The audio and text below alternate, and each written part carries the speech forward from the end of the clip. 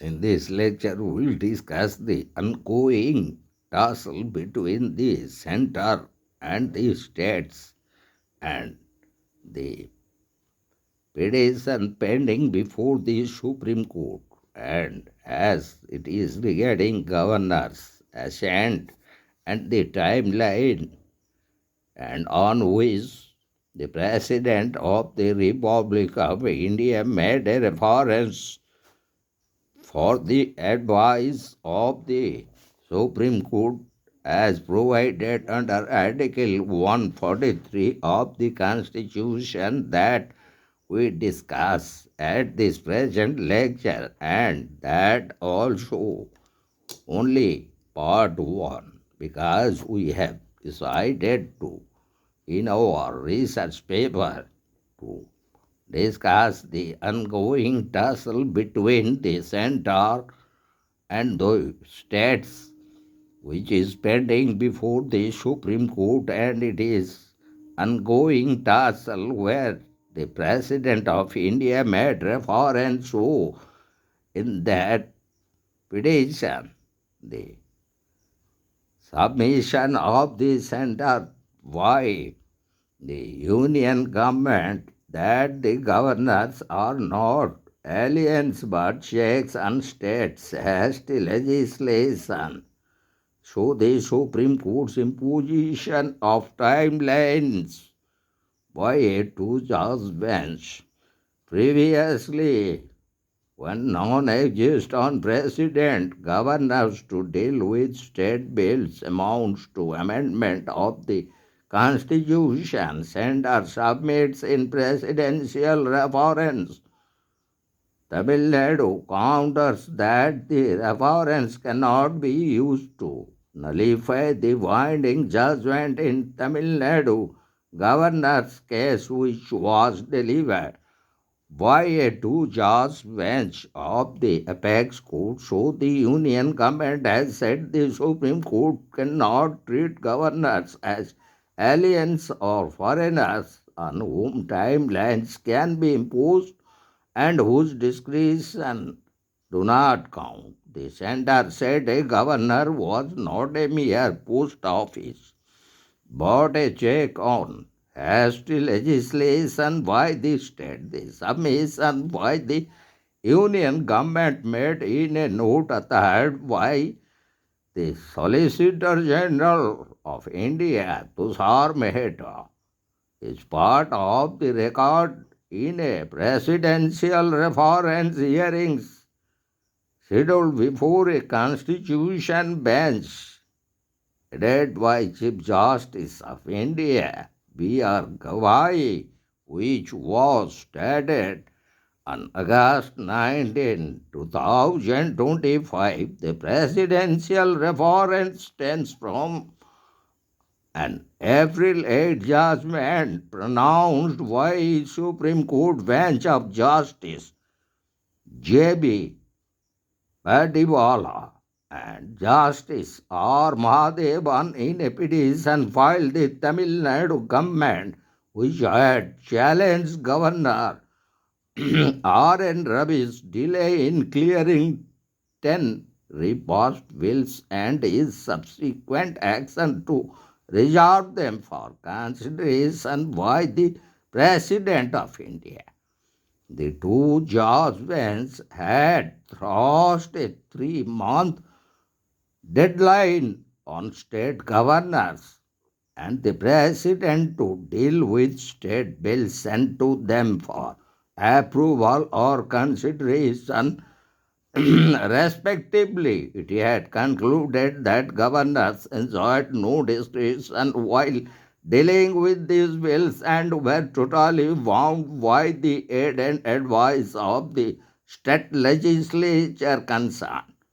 The division bench of the Supreme Court had even invoked Article 142 of the Constitution of India to grant deemed assent to delayed state bills. So the April 8 judgment by the Supreme Court, consisting two justices of the Supreme Court had further directed that the President must seek advice from the Supreme Court under Article 143, which provides advisory jurisdiction in case of any vexing state bills. The written submission of Tamil Nadu government, represented by senior advocate P. Wilson, countered that the presidential reference mechanism cannot be used to reopen or nullify binding judgments of the apex court itself. Questions on the powers of the President of India and the governors of a state as regards state bills have already been settled by the April 8 judgment. Entertaining the reference now would erode the finality attached to Supreme Court judgments as under the provisions of Article 141 of the Constitution.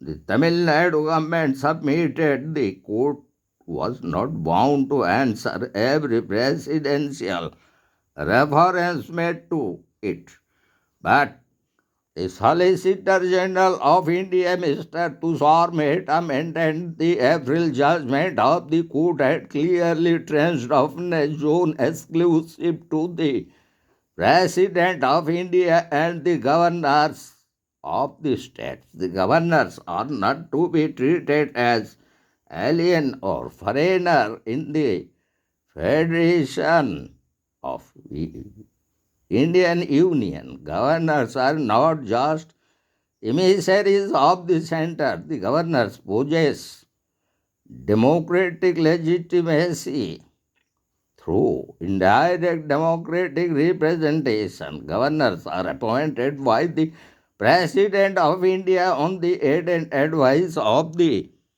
Council of Ministers. Governors are constitutional actors as it was argued by the Solicitor General of India, Mr.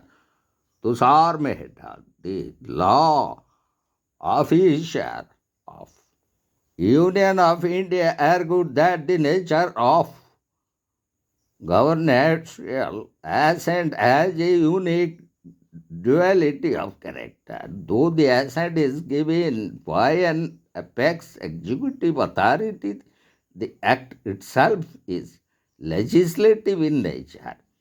The Supreme Court's approach ought to have been more calibrated. The centers or the union's law officer, Solicitor General of India's Mr. Tushar Mehta further submitted that neither Article 200, which provides governors power to assent to state bills, nor Article 201, which provides President's power to consider state bills referred to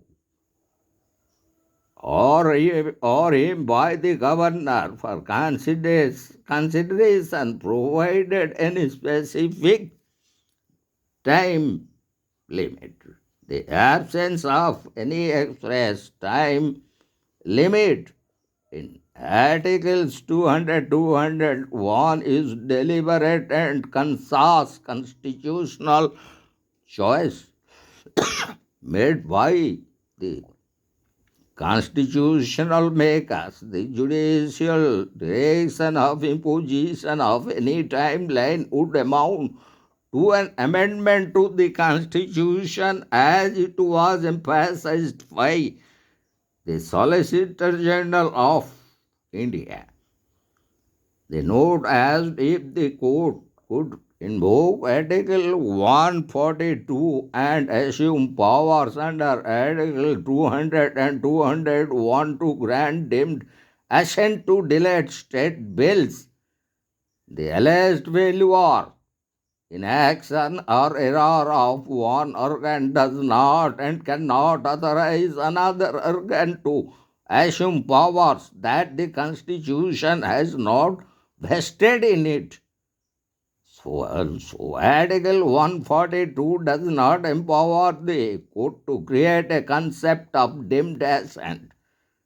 turning the constitutional and legislative process on its head as it was argued by Mr. Tushar Mehta. Further, he argued a governor was not precluded from exercising discretion under Article 200 to grant assent, withhold assent, reserve a bill for the President's consideration, or return the same to the Legislative Assembly, even in the absence of aid and advice to that effect.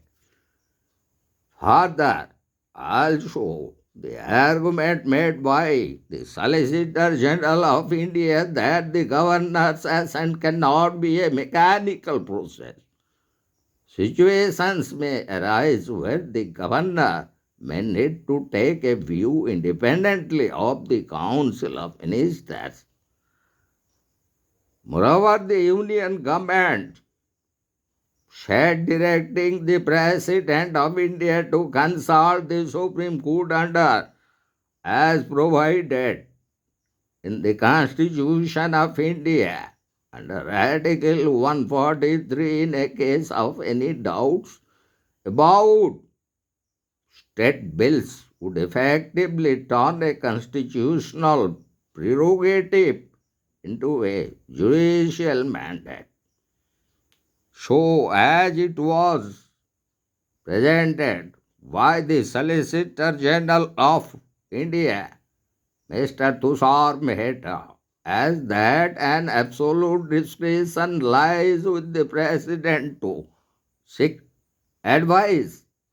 The term consult means the President is not bound to do so. So, these developments in the contentious issue and that very controversial issue relating to governor's assent, on which the two judge bench of the Supreme Court delivered the very judgment on April 8, and as it was further challenged by the center and which is still continuing and pending before the apex court, and at present it is in the constitutional bench presided by the present Chief Justice of India, Chief Justice B.R. Gawai, which is continuing. So in our part 1, we only discuss the very judgment delivered by the two judge bench of the Supreme Court regarding governor's assent to a bill passed by the State Legislative Assembly, and the very arguments laid down by the Solicitor General of India, Mr. Tushar Mehta, on the presidential reference made to the Supreme Court for advice as provided under Article 143 of the Constitution of India. So in our subsequent lecture, in part 2, we will discuss the further development matters regarding the presidential reference in consequence to the governor's assent